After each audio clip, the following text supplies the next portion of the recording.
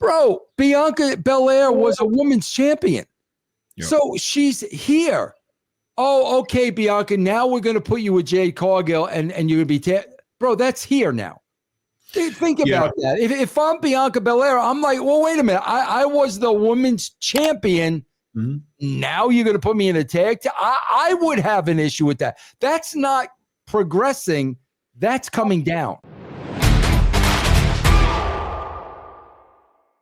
Jade Cargill, good segue there, being written off due to injuries. She has some legitimate injuries. Right now, there's a few months projected she may miss WrestleMania. So this is a big loss for the WWE as far as just her injuries are concerned. Do you think this is a big loss?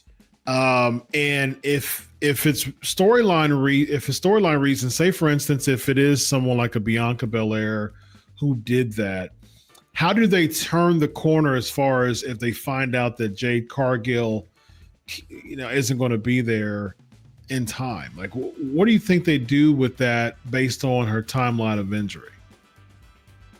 Chris, I'm not buying that. I am not buying that for a second, and I'll tell you why, bro. This is a Survivor Series match.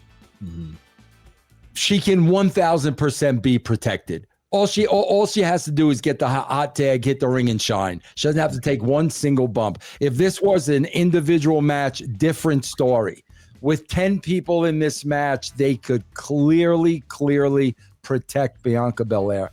I think it's more than that, bro. I've heard a lot of rumblings about her and Bianca Belair, which makes a lot of sense because you look at the two of these two and you could see them competing for the same spot.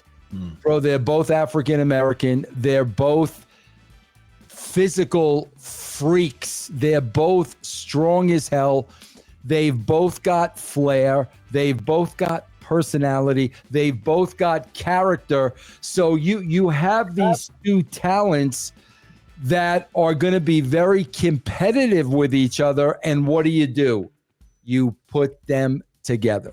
You think you know all the wrestling stories? There's more you haven't heard yet. Join us on Backstage Pass. Chris, we know egos in wrestling. I just think it was a bad matchup from the beginning. I think there's more there than meets the eye because, like I said, you can't survive her in a 10-person match. I mean, you can't protect her.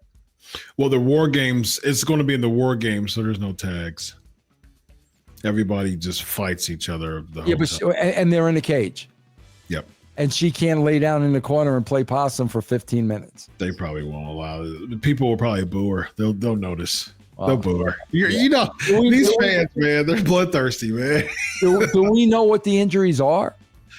Yeah, they listed it on WWE. I know, sometimes I got to look into that. Yeah. She's supposed to be out for a while. And bro, hold on, and Chris, just think about that. You're the psychologist. Bro, Bianca Belair was a women's champion. Yep. So she's here. Oh, okay, Bianca. Now we're going to put you with Jade Cargill and you're going to be bro, that's here now.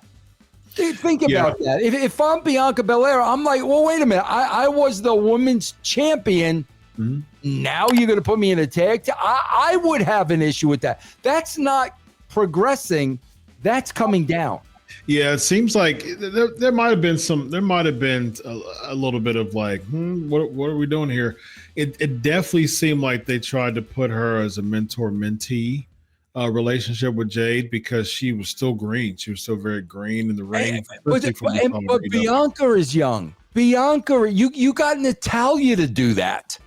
Yeah, as far as like a tag team is concerned, they're two physical specimens, so they probably just say, okay, we'll do this for a while. The branch off was probably Jade versus Bianca from the very beginning. They wanted to do the tag first to try to create the camaraderie. Yeah, I mean, they look like two physical freaks. I mean, it's when I look at Bianca and Jade, it seems like Batman and Superman are tag team champions. I mean, they're like two superheroes from different worlds that are combining as like a mega force, like to compete or to defeat villains in multiple worlds. I mean, that's a type of comic book type of phenomenon that I look at. But then what you do is you start to have one of them feel like she can conquer the whole. She can be the ruler of all the worlds instead of working hand in hand. That's why I don't understand why WWE wrestlers, WWE creative writers don't look at like old school comic books. You know what I mean? Like that really should be a thing. This story makes sense. Make it make sense from a psychological standpoint to keep us wanting more. Yes, you have the two worlds clashing. You have the leaders, the heroes of the two worlds. We're defeating all the villains of all worlds. It shouldn't be 50-50 matches tag team. Keep squashing tag teams. You're together. Now you're the super team. Beat all of the babyface, all of the heels, all of the villains. That's never the story. That shouldn't be the story. The story should be, oh, wait a minute. There's animosity. It's the mega powers exploding again. It's the Hogan Warrior. Hogan Warrior was the same dynamic. You have two superheroes from two different worlds creating a super team to defeat all the villains from all the worlds. But then there's animosity between the two. You know, even with Hogan and Savage, same dynamic. It was the mega powers exploding, right? And so that's the whole thing. Savage was a hero in one universe. Hogan was a hero in one universe. All of a sudden, the two are looking inward now. Now there's some tension and some friction. Boom, it explodes. Why not that? I'll tell you why not. Chris, look at who you're comparing Bianca Belair and Jade Cargill to. The concept, Vince. The concept. But no. Two of the greatest in the business. Yes. Jade Cargill and Bianca Belair are not capable of pulling that off. Vince, we aren't going to ever reach the heights of the 80s and 90s, early 90s pro wrestling booking.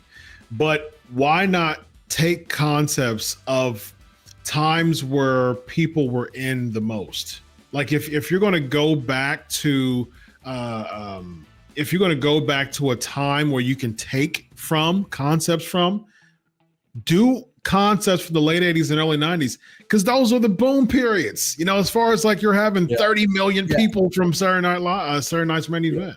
Yeah, Chris, I say this all the time, man. And go back. I say this all the time. Go back and watch the old shows, man. Yeah, man. If you're a writer or a producer there, go back and watch. I say that all the time.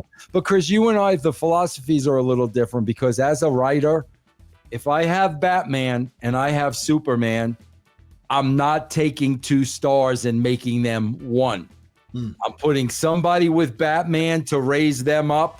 I'm putting someone with Superman to raise them up. So now I got 4 stars rather than, I've got Batman, I got instead of them being separate superheroes, now they're going to be one. And I think that roster needs both of those women as singles wrestlers. But Jade is green. I mean, that's the problem. But if she's green, then you shouldn't have brought her up yet. That I agree with. Yeah, absolutely. Yeah. I think with the Batman Superman concept, I think the whole point of that is to beat the villains in order to, like, the thing is with the Batman Superman concept, it's like you beat the villains, but eventually the villains start to be too many. You know what I mean? Like they start to overtake you, so you have no other choice. It's like Mighty Morphin Power Rangers. You know what I mean? You're good at it yourself, but there's so many villains that come and try to take over. You have no choice but to team up. You know what I mean? X-Men do that. Justice League of America. There you go. Justice League. I bet you don't know this. I'm a huge 1966 Batman mark, right? Yeah. Well, bro, during the series, they brought in the Green Hornet and Kato to the series. And the Kato was Bruce Lee. Bro, and they were adversaries, bro. They were at Green Hornet, Batman, Robin, and Kato were adversaries. Bro, they wanted Kato to job to Robin, and Bruce Lee said, no way. am I doing a job to Burt Ward. Do you know that's a true story, bro? So they had to have like an even fight. He wouldn't do the job, Bruce Lee. That's hysterical to me, bro. Yeah, so now Bianca won't do the job to Jade Cargill. So yeah. Yes, indeed. This guy right here is Vince Russo. I'm Dr. Chris. This is Writing with Russo. Have a good night, everybody. Solo.